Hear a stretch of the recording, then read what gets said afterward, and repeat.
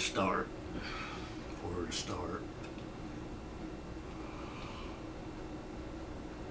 Oh, a lot of people out there interested in paranormal stuff, ghosts, things.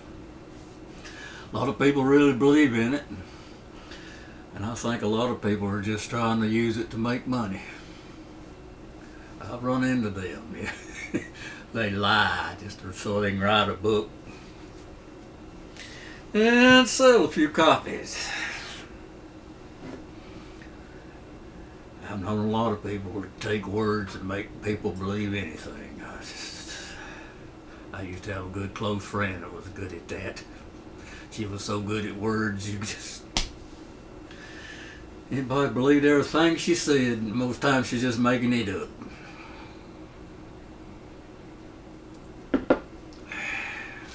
You listen to her, there's ghosts in every corner.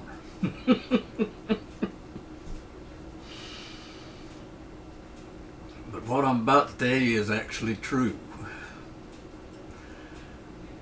This happened to me. It's not about ghosts. It's about aliens. Let me tell you, they are real. But I told my story to a few of these groups that they're supposed to be looking into the abduction cases and that sort of thing, They said, well, we've heard these things before, blah, blah, blah. And what it seems to turn out, they're really interested in abduction cases, like Betty and Barney Hill. You get drug into a flying saucer and they ram a black pipe up your butt and they take DNA samples and blah, blah, blah. That's what they're interested in. The scary stuff. It sells. My story wouldn't sell. Because in 1988 I was invited on one. I wasn't abducted. Here, let's show you around. In 1988, my son was going into the military in the United States Marine Corps. He's graduating high school, he's on his way to Parris Island. I started to take him and my youngest son on a camping trip before we left. We went up to the place just right of Sassafras Mountain in Pickens County, South Carolina. That's the highest mountain in South Carolina. But this mountain was known as the Hickernut Mountain. It's just to the right of it. And there's an old Cantrell house place there. Home brought it down years ago, and there's still two chimneys, one on each end. It was big, humongous fireplaces. I took my wife and kids there several times. Build fires in them chimneys and have a good time, pop popcorn.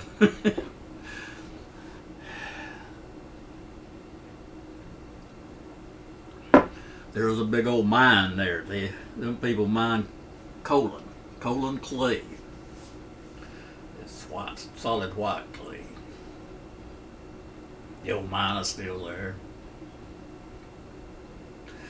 And they also had this great big spring. Me and my boys, for some reason, just decided to camp down there next to that spring where the water was.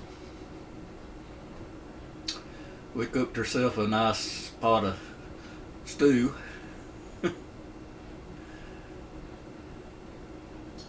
Told a few stories, clowned around. Night came and we went to bed. This when the fun began. Just a little while, maybe 30, 40 minutes after it got dark, I started hearing this sound coming over the mountain. Sounded like a lawnmower. About 2 blocks away, a push mower going.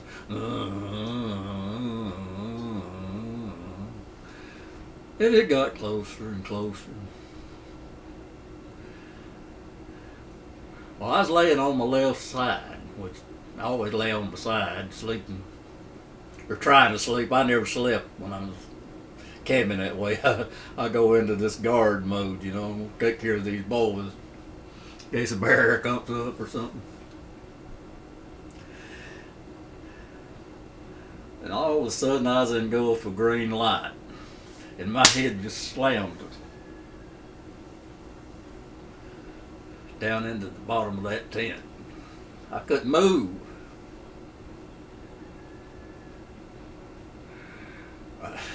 There's something going on here, and I got to see it. So I just got to trying to force my. I just kept hurt. I finally got my eyes up. We had this little pop-up tent in the top. You could see through it. It was just a mosquito screen over the top of the tent. It had a flap in case of rain, you know, but you could lay there and see the stars.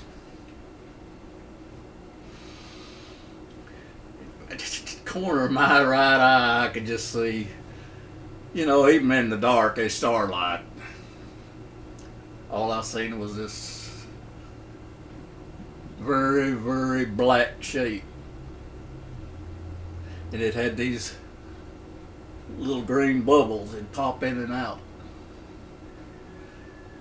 It's just like looking at foam on beer or something. It, you know, it pop like bubbles. Little light come on and go out. Little light come on and go out, and they come out all over the place. Marvelous thing, sit there and watch, but I was breaking my fool neck to do it. Next thing I know, I'm aboard that blame thing.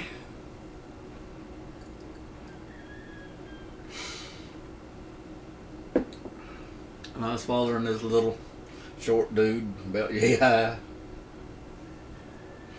Had on a white smock of a thing. Something like doctors, nurses would wear, solid white. It was in a solid white room, it's curved. You know, it was like the edge of the ship. It had a little, about every 10 feet, it had these big braces, about yay wide with holes in them. And this little fella in front of me said, "We thought you was going to hurt yourself." Usually when we pass over humans like that, we just make them go to sleep. They don't even know we're there. For some reason you resisted. We afraid you was going to hurt yourself. If you want to see that bad, we just thought we'd show you around. I said, you're thinking, well, okay. Who don't want to be on a flying saucer? He walks up this room. There's no door, it's open and shut. It's just a little room to the side. I followed him in it. It was full of plants, herbs and plants that I was familiar with in the mountains. Everything from blackberry briars to ginseng to folks had it, all kind of weeds that I was familiar with. He said, "You can rest assured that we're not after animals today. Our mission's plants and herbs." I said, "Yeah, that is kind of reassuring." The way he said that, it was like they had done it before, you know.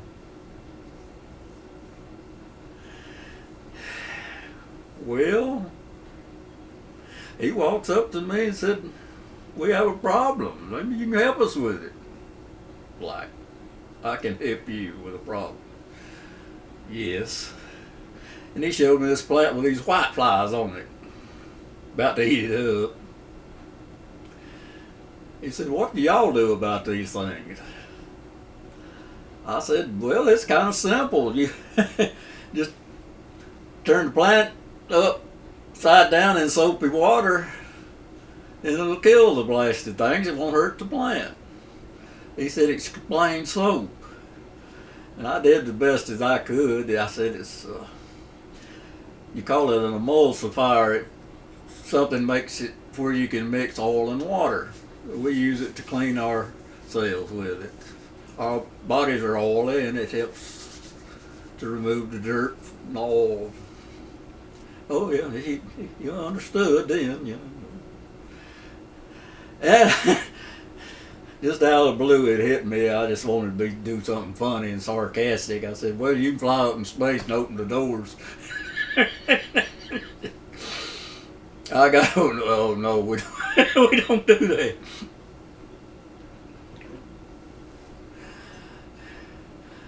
Well, I did turn around and look at this blame guy and gal, whatever he was. You know, the classic big black eye thing, gray. Seems like a lot of people have reported these before, and everybody thinks they're nuts.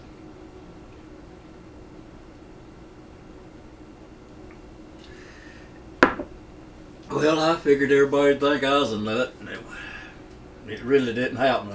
It was just a dream. I found myself laying back in that tent, and it left. I could hear it going down the mountain, down toward the rocky bottom.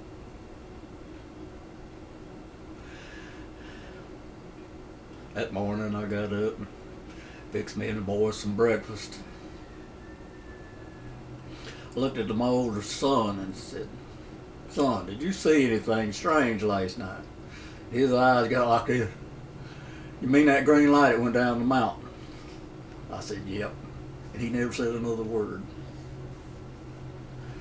Youngest boy said, "No, I didn't see nothing." Several years later, he did confide into me that he seen it. He's wanting to get up in peace so bad he couldn't stand it. He's afraid to.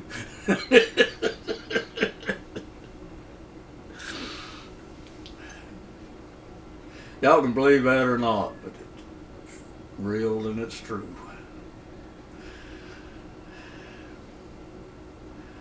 I asked my dad one time when I was young, I got reading a book or something on flying saucers. I think it's something to do with the Project Blue Book. My dad was my dad didn't believe nothing unless he'd seen it, you know. I asked him, I said, "Dad, you believe in flying saucers?" I expected did big fat no. Well, my dad was a tail gunner on B-29 bomber, 44 missions. He said, "Son, I've seen them. We called them Foo Fighters. We couldn't shoot at them. We didn't know if they were friends or enemies or what. We did. All them guys were trained to. They knew everything that flew in the sky, friend, foe, you know, commercial, military. They could tell just by the outline. Said we couldn't tell what it was. It was just a round ball, flew around behind us."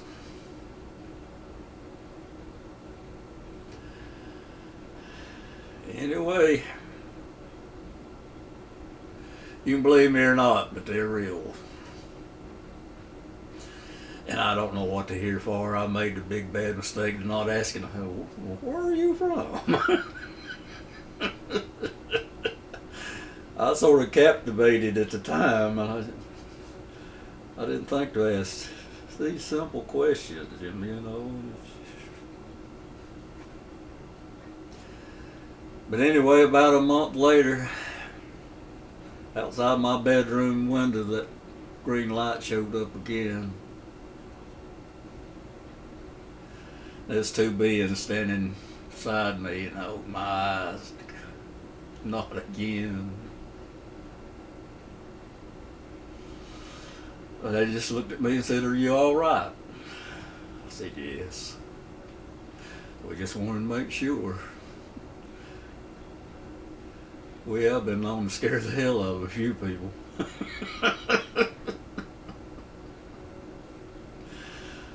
So people out there, gloomy, wet, day. My wife's at work. Me and the boys here have been watching TV. And this is Harry Graveyard Man, also known as Harry the Woolly Man. Saying goodbye. Till I walk through another graveyard. Maybe I'll run into a ghost this time. Who knows?